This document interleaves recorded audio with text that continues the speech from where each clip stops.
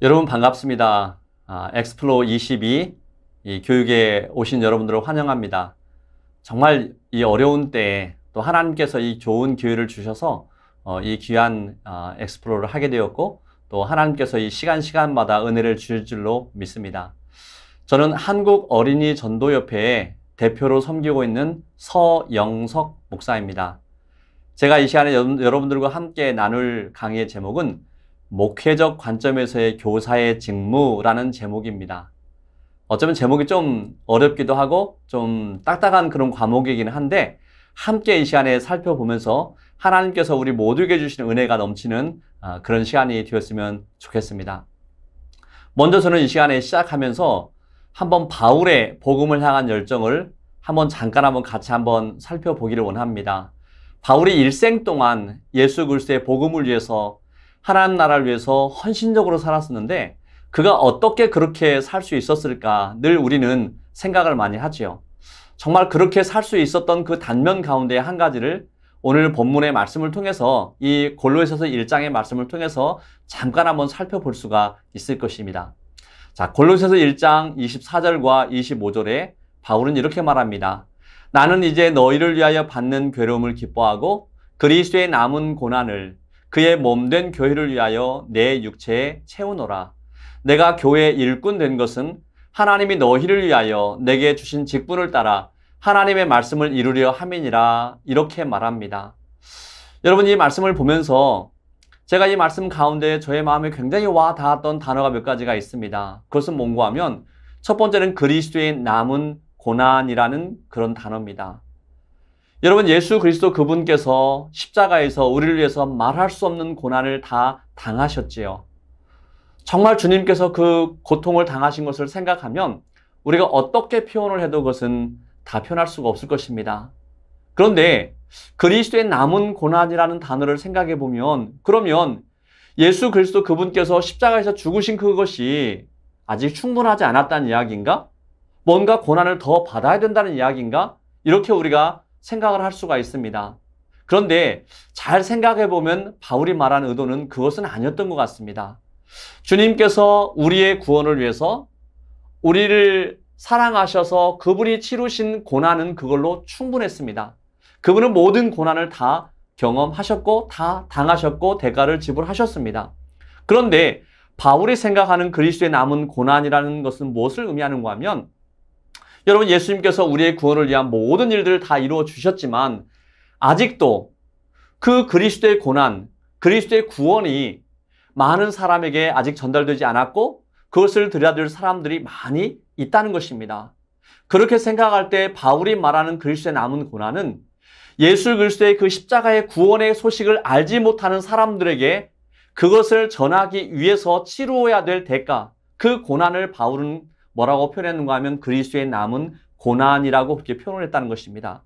다시 말하면 바울이 그 예수 그리스도의 구원의 소식을 전하기 위해서 주님이 당한 그 고난만큼 내가 당할 수도 있다는, 내가 그걸 당할 각오가 되어 있다는 것을 바울은 말을 하고 있는 것이지요.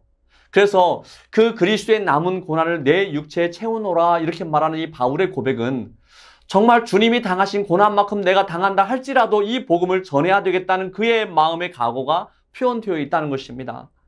여러분, 바울은 그것을 내 육체에 채우노라 이렇게 말했는데, 바울이 그것이 정말 그 일생 동안 하나님 앞에서 그것을 위해서 감당할 때 그것은 감당할 만한 가치가 있다는 것을 바울은 알았다는 것입니다.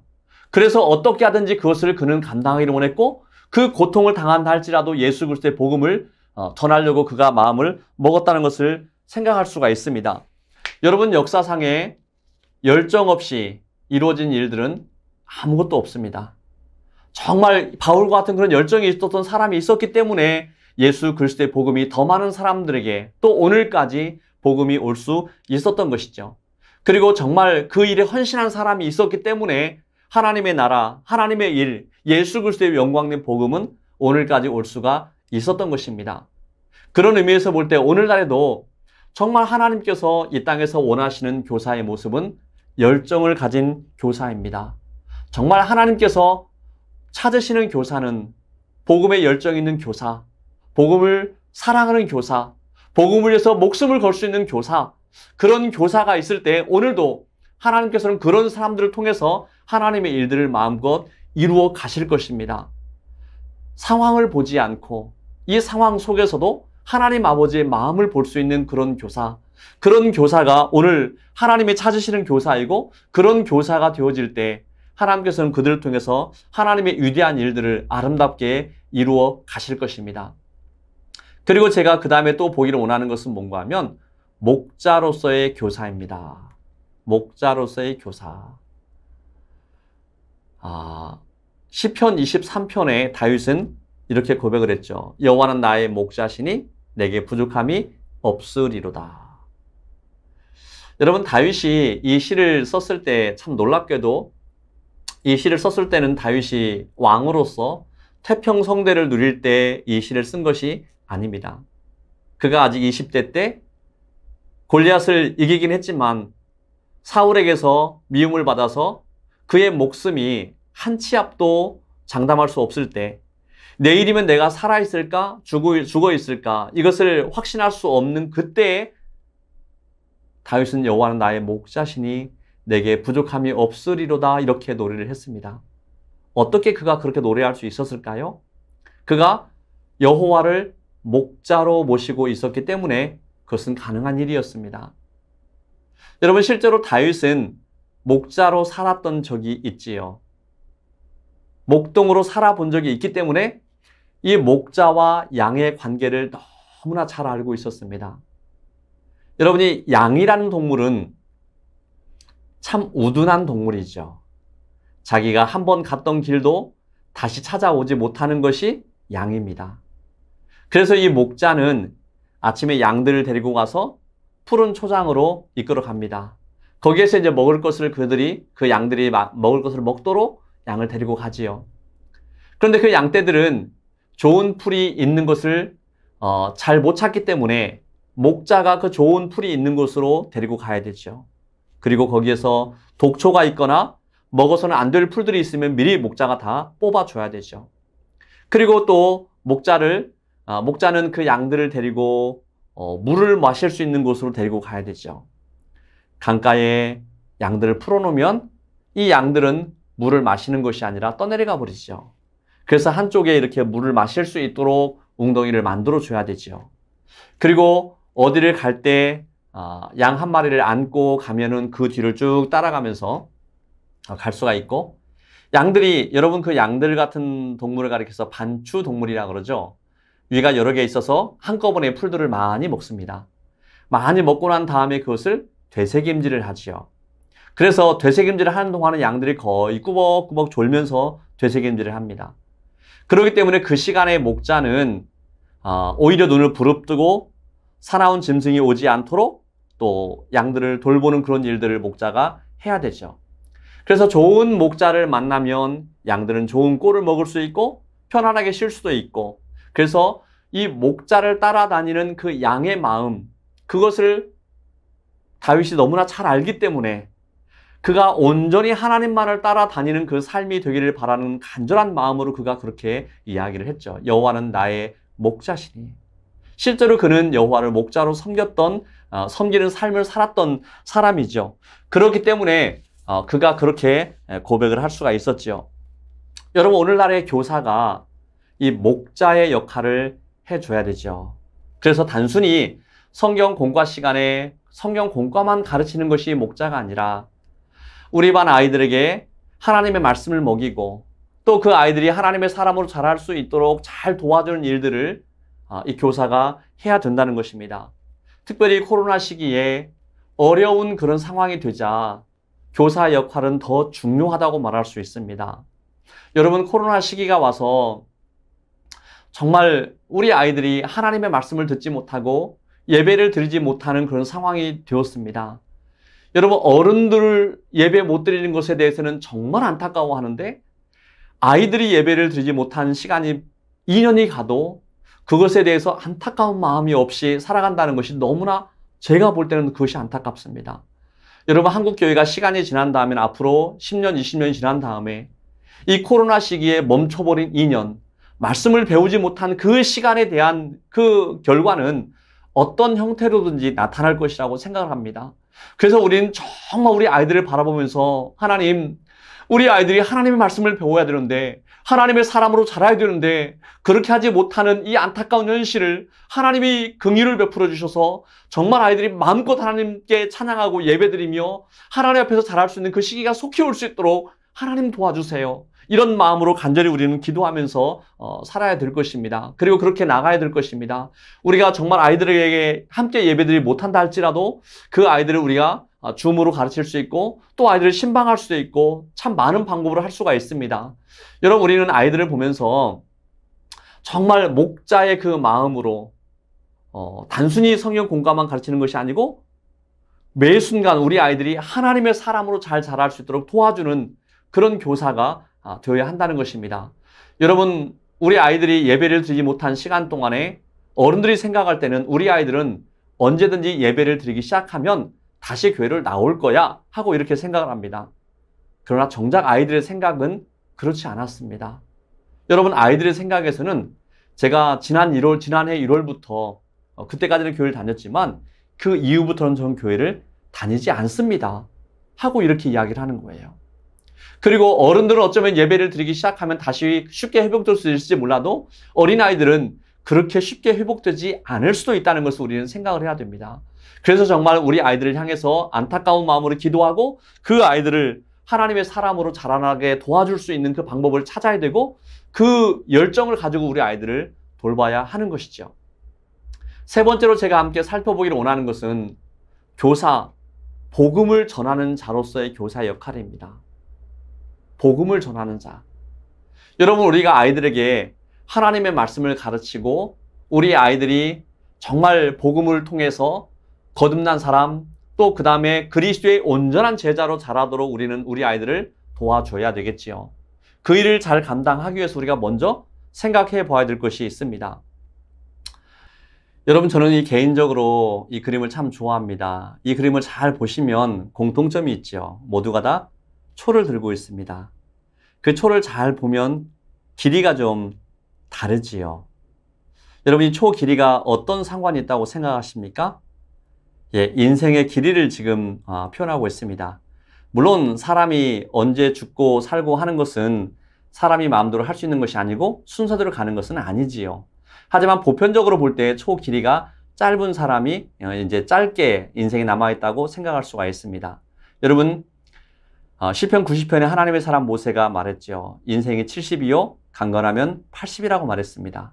물론 지금은 100세 시대라고 말하고 더 오래 사는 사람도 있습니다. 하지만 한번 잘 생각을 해보세요. 여러분, 그 초를 한번 잘 보시면 이제 어떤 사람이 80이라고 생각했을 때 60의 예수를 믿으면 20년을 주를 위해서 헌신할 수가 있죠. 여러분, 그런데 그 20년도 이제 60년을 살아왔던 삶이 있기 때문에 급격한 변화가 일어나기는 어렵습니다. 그런데 한번 생각을 해보세요. 어떤 사람이 10살에 예수를 믿었다.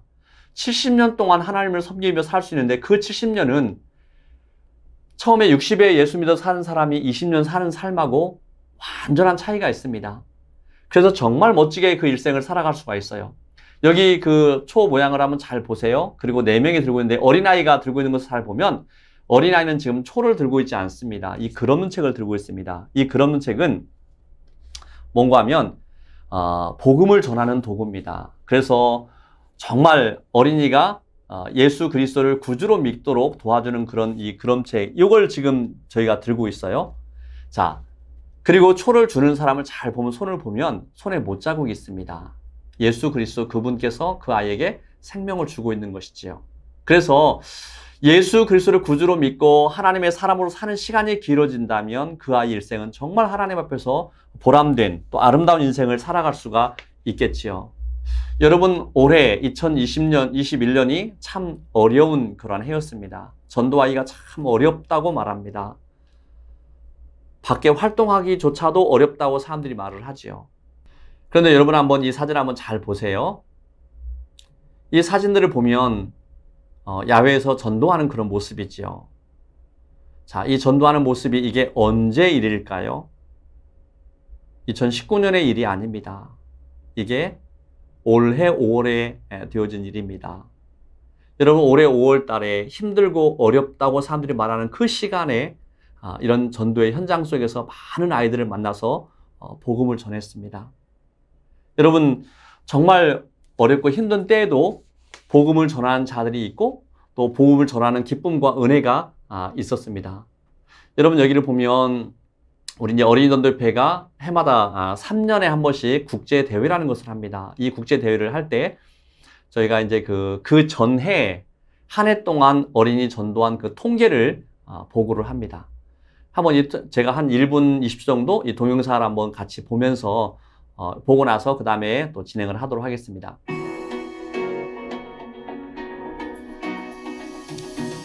이게 2020년 한 해 동안 어린이전도협회 사역에 대한 보고입니다. 전 세계 3,468명의 전임 사역자들이 있고요. 그중에 96%가 현지인 사역자들입니다. 23만 3,875명의 교사들을 한 해 동안 훈련했고요. 58,616 클럽의 세소식반 클럽이 있었습니다. 20만 4,703 클럽의 파티 클럽이 있었고 1,641만 6,717명의 아이들에게 복음을 전했습니다. 이것을 날로 하니까 43,977명이고 시간으로 하니까 1시간에 1,874명의 아이들에게 복음을 전했고 1분에 31명의 아이들에게 복음을 전할 수 있었습니다. 561만 6,810명의 아이들이 주님을 구주로 영접했습니다. 하나님께 영광을 돌려드립니다. 여러분, 제가 이 통계를 올해 5월에 보면서 엄청난 도전을 받았습니다. 왜냐하면 2020년 한 해 동안에는 도무지 우리가 아무것도 할 수 없을 것처럼 생각되는 해였습니다. 제가 그 전에 물론 2019년에는 한 해 동안에 2,600만 명이 넘는 아이들에게 어린이전도협회 사역을 통해서 전 세계에 복음을 전했습니다. 그렇지만 제가 2020년을 통계를 받기 전에 2020년에는 한 500만 전도할 수 있었을까? 과연 그 정도라도 할 수 있었을까? 하고 생각을 했었는데 그렇지 않았습니다. 전 세계 1,600만 명이 넘는 아이들에게 복음을 전했습니다. 많은 전도자들이 또 많은 사역자들이 어쩌면 이 코로나의 어려운 상황 속에서 목숨을 내걸고 전도한 그 상황이었기 때문에 저렇게 복음을 전할 수가 있었지요. 여러분, 사람들은 이렇게 얘기를 합니다. 왜 하필 이런 때, 이 코로나의 위중한 때 그렇게 복음을 전해야 됩니까? 하고 이야기를 하기도 합니다. 이럴 때 해야 될까요? 어떻게 생각하십니까, 여러분들은? 여러분, 한번 저는 그때 이런 생각이 들었어요. 바울이 사역하던 초대교회 시기에 그리스도인 된다는 것이 어떤 의미가 있었을까요? 여러분, 예수 그리스도를 구주로 믿는다는 이유 하나만으로 직장을 나와야 됐었고, 집을 빼앗겨야 됐었고, 또 어떤 사람들은 그 원형 경기장에 끌려가서 목숨을 내걸고 싸워야 되는, 그리고 목숨을 잃을 수밖에 없는 그런 상황이었습니다. 그러한 때에 예수 믿으라고 전하는 전도자들이나 또 그것을 듣고도 복음을 받아들이는 사람들이나 다 같이 목숨을 걸어야 되는 때였습니다. 그런데도 복음을 전했습니다. 왜냐하면 그것이 희망이고 그것이 소망이었기 때문입니다. 여러분, 오늘날에 저도 이럴 때 전도를 해야 됩니까? 말하는 사람들이 복음에 열정이 없거나 또 헌신감이 없거나 또 복음을 회피하려고 해서 하는 말은 아니라고 생각합니다. 그 사람들도 열정이 있겠지요. 여러분, 우리가 이 감염병의 어려운 상황에서 정부 지침은 따라야 되죠. 조심해야 되죠. 그러나 복음을 전하는 것을 멈출 수는 없습니다. 왜 그렇습니까? 그것이 진정한 우리의 소망이고 우리의 희망이 되어지기 때문입니다. 시대가 아무리 어려워도 복음은 전해야 됩니다. 왜냐하면 그것만이 우리의 진정한 희망이 될 수 있기 때문입니다. 여러분, 우리 어린이전도협회에서 하는 프로그램 가운데서 제일 주된 프로그램이 세소식반이라는 전도 프로그램이 있습니다. 이 세소식반 전도 프로그램을 통해서 여러분 지난 올해 1월부터 10월 20일 현재까지 제가 자료를 한번 찾아봤습니다. 올해 너무나 힘들고 어려운 시기임에도 불구하고 이 세소식반을 통해서 복음을 듣는 아이들이 10만 명이 넘습니다. 10만 4,513명의 아이들이 복음을 들었고 43,739명의 아이들이 주님을 구주로 믿겠다고 고백하고 나왔습니다. 여러분 시기가 어려워도 우리가 복음 전하는 일들을 멈출 수는 없습니다. 여러분 올해 이제 지난 봄부터 또 우리가 세수반 전도아이가 어려워진 상황이 되었을 때 우리가 선생님들 가운데서 정말 복음을 전하기 어려운 상황이 되었을 때 이 줌으로 실시한 온라인 세수반이 시작되게 되었습니다. 온라인으로 여기 지금 여러분 이 화면에 나오는 선생님들은 젊은 사람들이지만 실제로 우리 온라인 전도에 하는 사람들은 젊은 사람들도 있지만 나이가 좀 많은 분들도 있습니다. 여러분 그분들이 이 온라인으로 전도하는 것이 쉬운 일은 아니었습니다. 컴퓨터 앞에 나와서 뭔가를 한다는 것이 쉽지 않죠. 젊은 사람도 어려워하는 사람들도 많은데 나이 드신 분들이 쉽지 않습니다. 그런데 이분들이 다시 이 복음을 전하는 일로 나왔고 우리가 이렇게라도 하지 않으면 아이들에게 어떻게 복음을 전할 수 있는가 하는 그런 마음 때문에 컴퓨터 앞에 왔고 또 복음을 전하기 시작했습니다.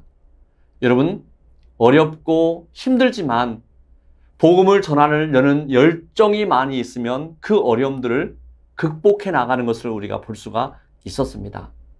여러분 사실 우리가 하려고 마음먹으면 방법이 보입니다. 하지 않으려고 하면 핑계가 보입니다.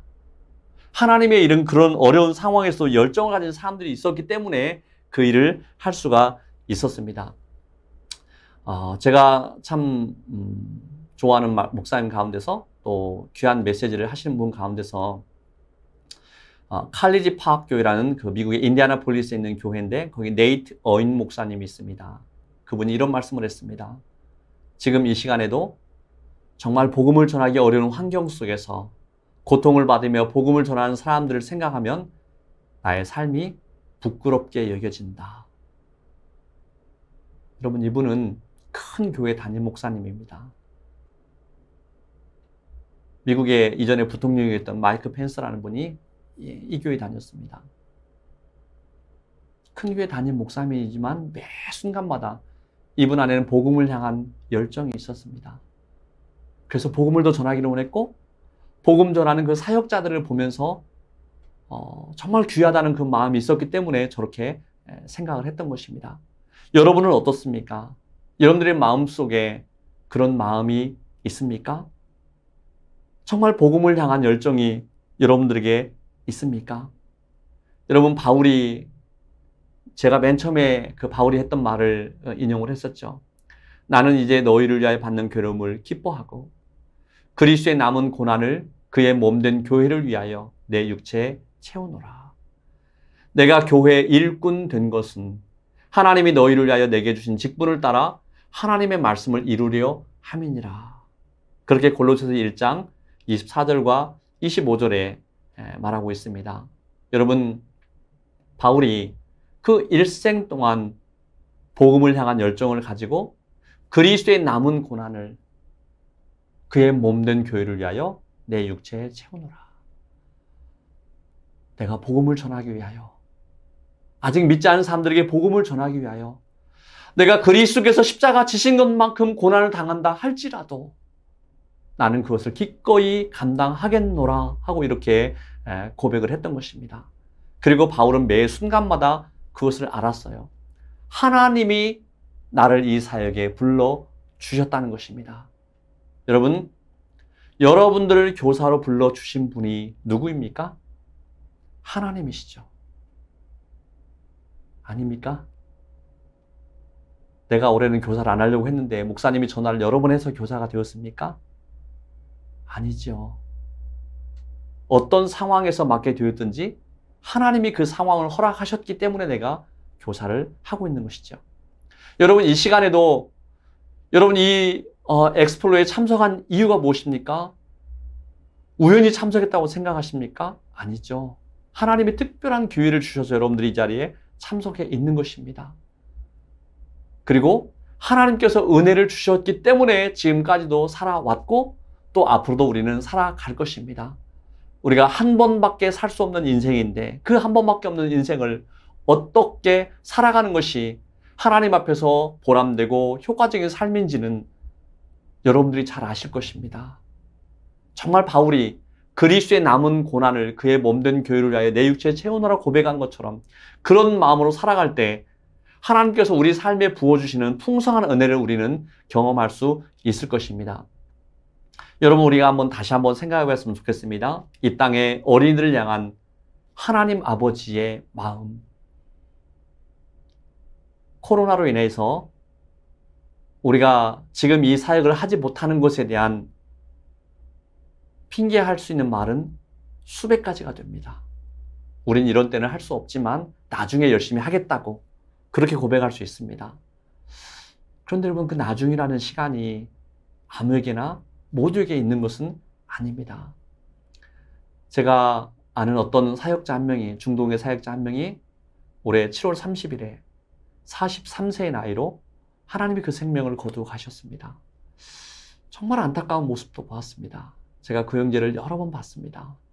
우리 한국에서 교육회 때도 왔었고 우리 행사 때도 왔었고 제가 외국 나가서도 봤었고 우리 어린이집의 사역자입니다. 43세 나이에 하나님께서 불러가셨어요.